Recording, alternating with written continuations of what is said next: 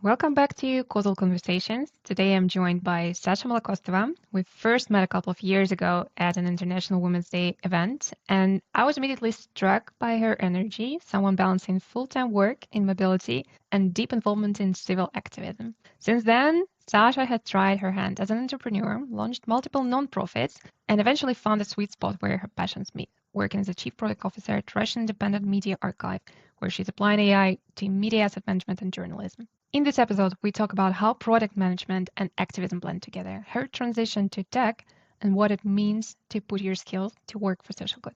Let's dive in. Hi, Sascha. Oh my God, who is it? Is it me? Yeah, Thank you. it is. I appreciate it.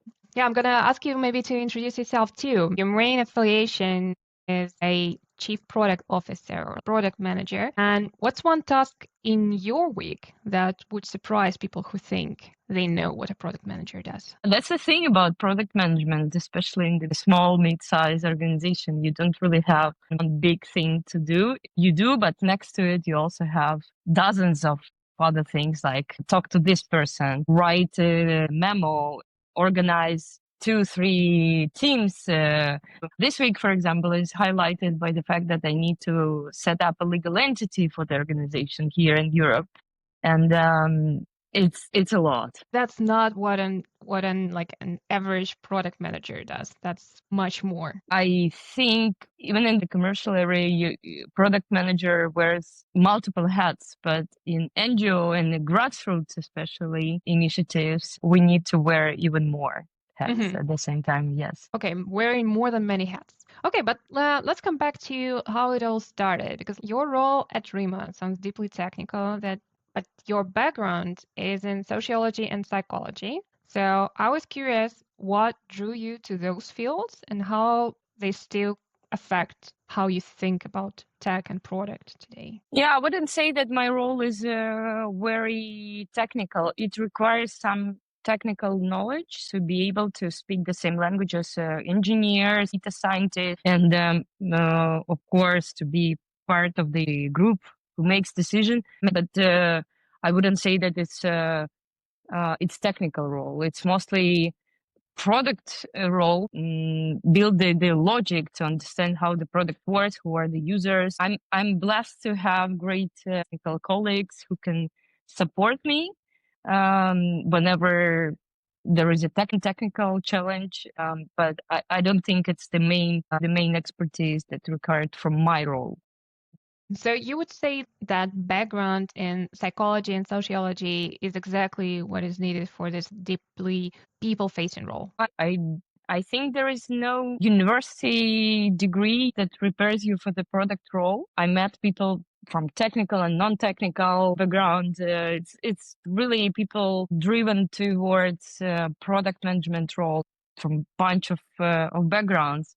But I found my background in social psychology, social sciences relevant. At least half of the time of what I do professionally is related to people, to colleagues, to teams, to users. Having a background in psychology helps to be more empathetic, to understand the group dynamics, what's important and what's not. When I graduated with my social psychology diploma, I was a bit frustrated, but now I see that there are so many benefits having social sciences background. Oh, that's an interesting reflection. But how did tech and product sneak into this sociology, psychology picture? So I moved to the Netherlands, from Russia to the Netherlands in 2019 to pursue my master degree in social sciences.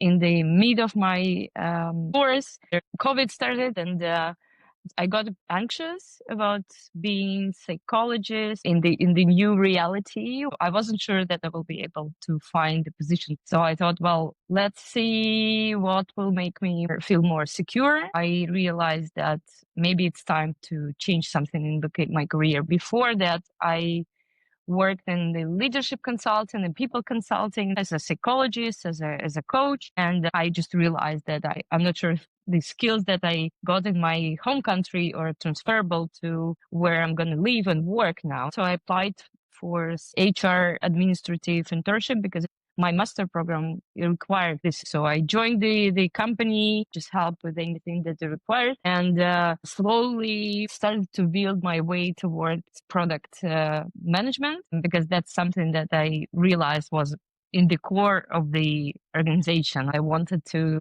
make a difference, make an impact. The kind of things that I've been doing as an administrative or HR person, it wasn't as central to the organization as I wanted to be. And I was lucky to meet a person, Mareike, who was my first product management coach, and I just bluntly texted her, asked if she'd be willing to invest some time to coach me, to help me, to recommend some books. And a few months later, I landed the job as a junior product manager. And I realized that that's something that I'm passionate about. Great. And I'm very glad to hear that another woman supported you on this way. So that was your first job in tech, the one where you did your first internship.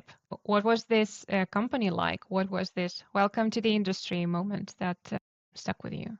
It was very nice company, and they're still on the market. So I'm super grateful to Mareike personally, but also to the management team who supported me. It's super tough to break into this field, because very few companies are in need of junior product people, because those people are expected to make decisions, and it's very hard to deliver from the day one. So they invested some time into me developing into a product person. But then they trusted me with the team, with some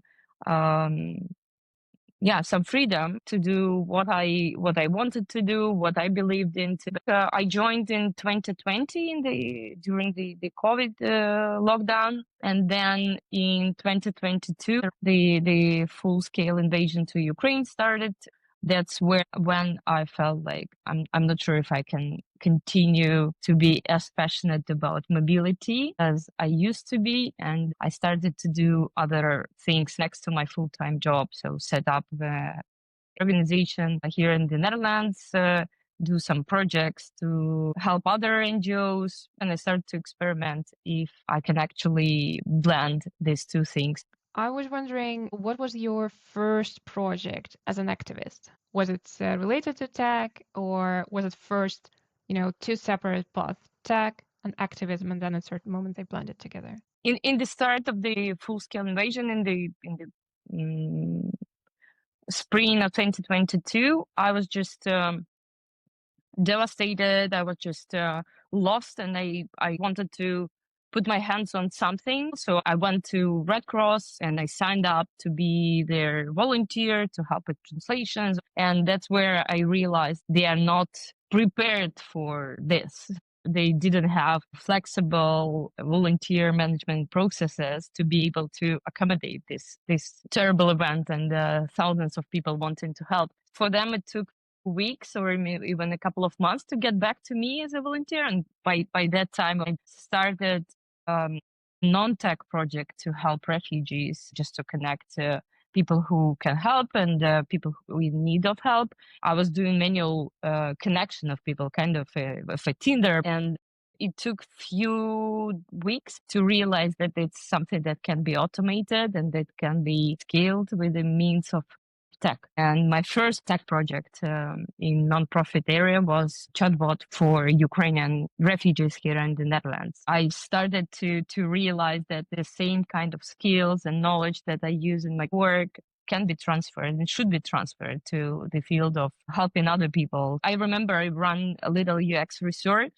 to understand how we can involve volunteers more and keep them stick to our initiative.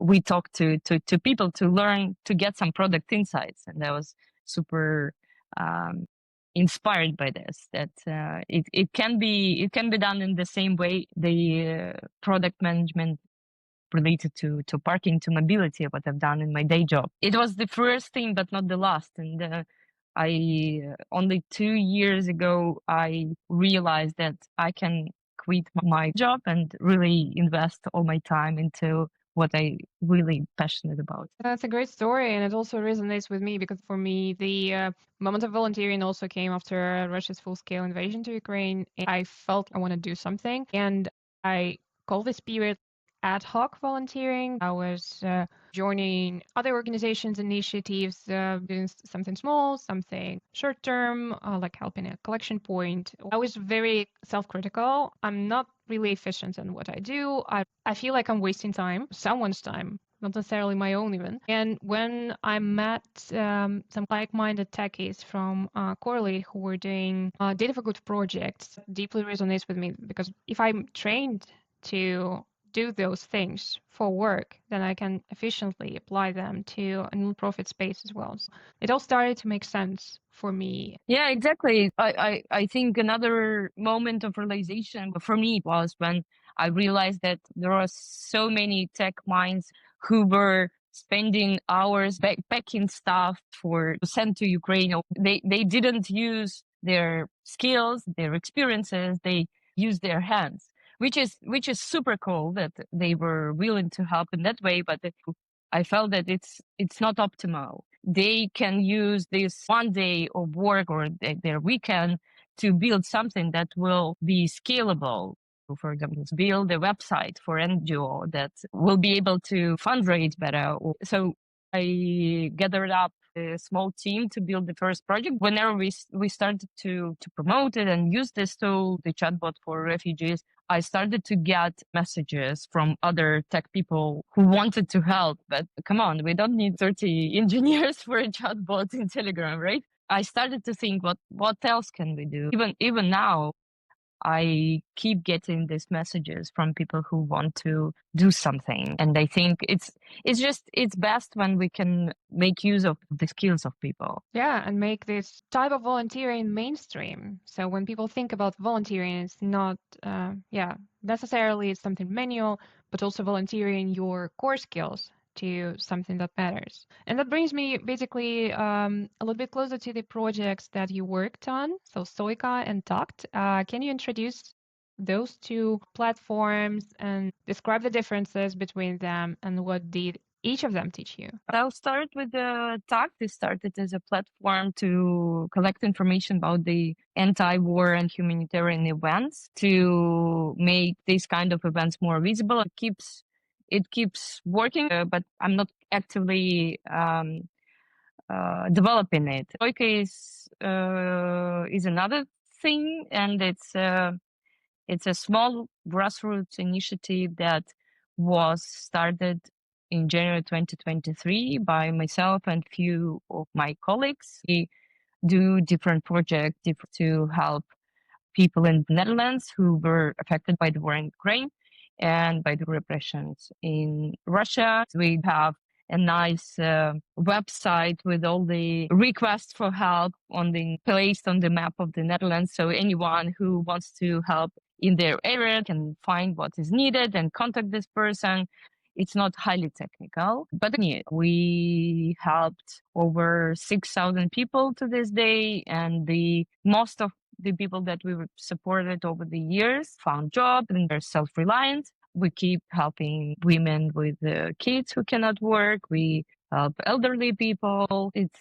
I'm very passionate about this because it's very tangible. But on the other hand, it doesn't solve the core problem, wars, violence. It alleviates the problem. I'm not sure what solves the core problem, but some of the important social institutions such as independent media and civil society, those are the pillars of well-organized society. And I also work in the company that support those. And I feel like it's a good combination of very tangible thing helping real people and something that looks further to help independent media. That's a very nice combination of the two. So working on short-term goals and more long-term vision.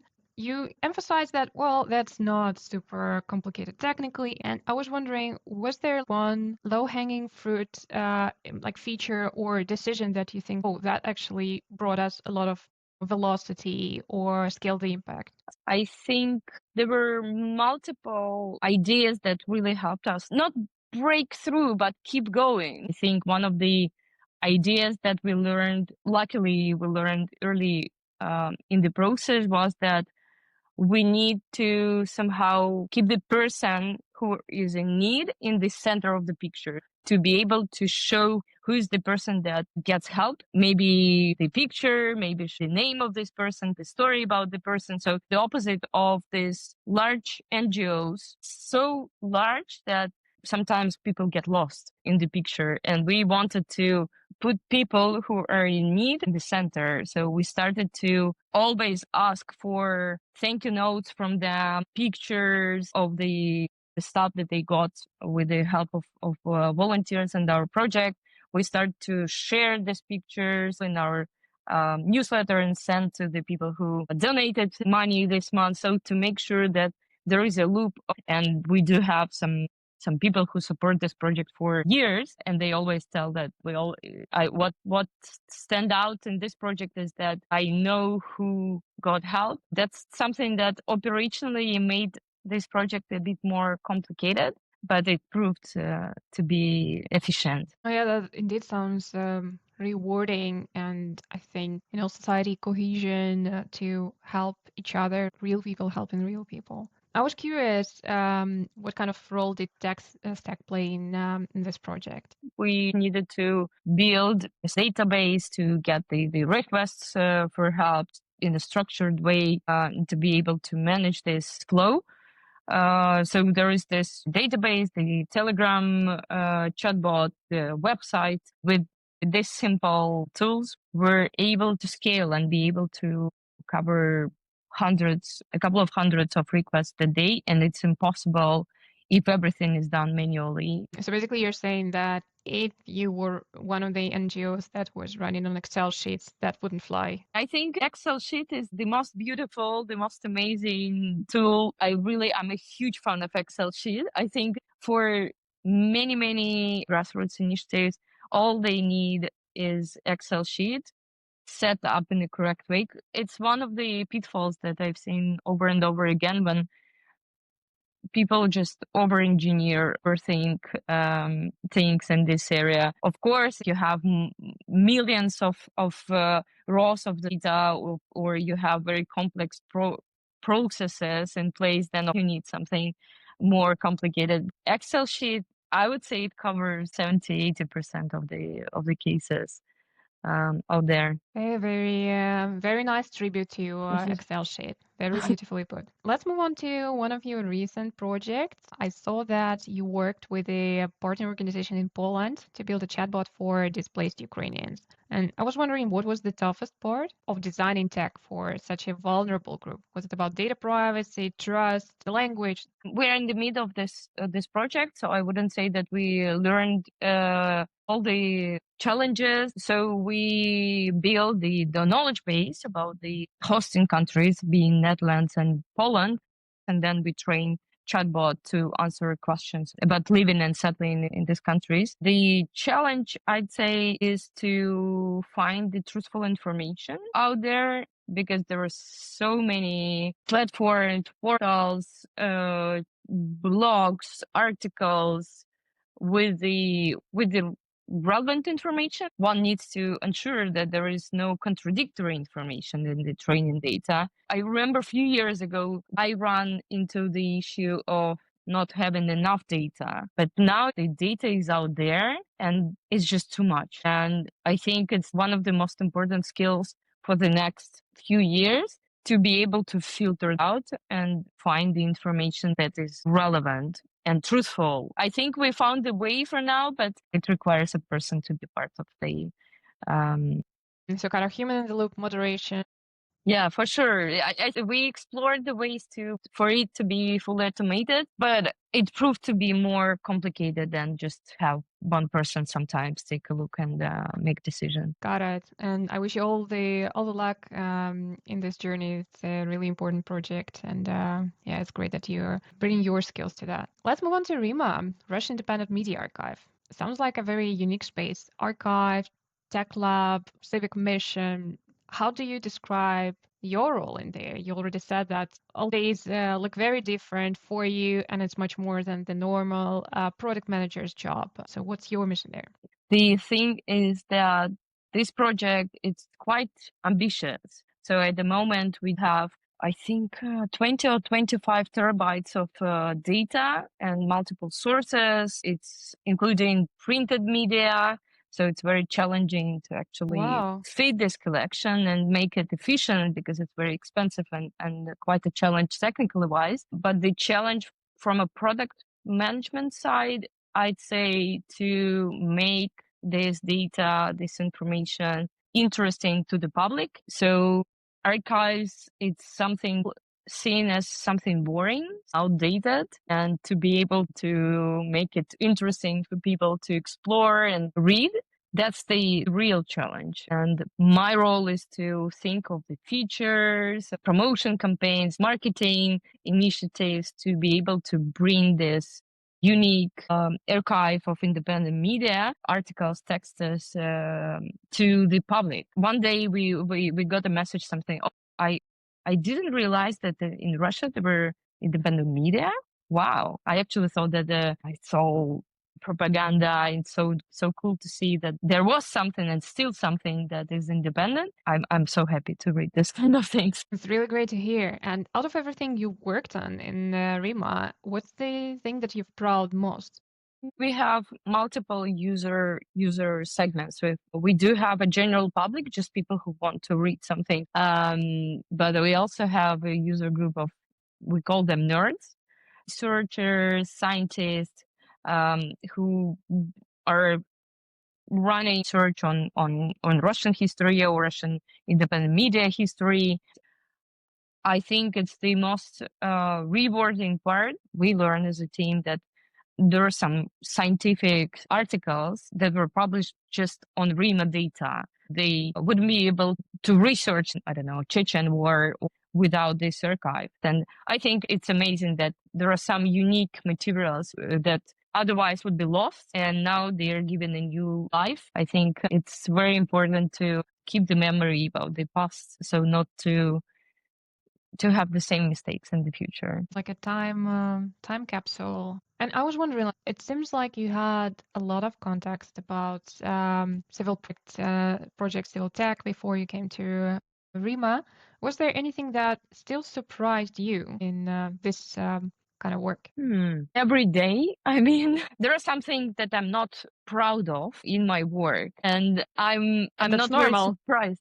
It is normal, yes. But one example, it's very popular to build chatbots, AI agents. Recently, I fell a victim of this trend. One of my colleagues came to me and said, we need to build an AI agent to answer the questions about the archive. And we spent few weeks or even a couple of months building something that proved to be not up to the standards. We wanted to replace a knowledgeable person, an expert in archives, to find something interesting in the archive and bring to the user. But we ended up with a very generic, not even ChatGPT answers. Basically, we started to think, shall we invest more time in improving this thing, or we just drop this and forget for now? I was surprised that it's so hard to just accept the mistake. The fact that we already wasted some time, it doesn't prove that we need to keep wasting our time.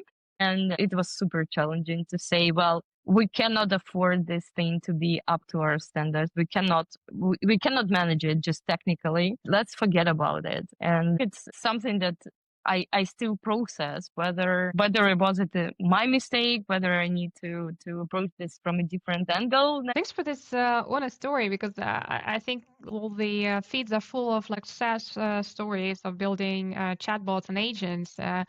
So nice that you are like also the other side of things, that it's not that easy to actually bring value with that. Let's zoom into things that you've picked along your product management and civil tech journey. You wrote about the mom test approach, where a lot of emphasis is put into listening instead of pitching, asking the right questions so that even your mom cannot bullshit you into thinking that your product is just awesome as it is. Can you share a story where that kind of mindset changed the course of a project or brought something new? I joined RIMA at the start of this year, and one idea was already full speed in development. Basically, there is this problem of manipulation in media, and there was a team who were experimenting with browser extension that would highlight manipulations, fakes, and signs of propaganda in the media. The extension was built, and we were fine-tuning the algorithm.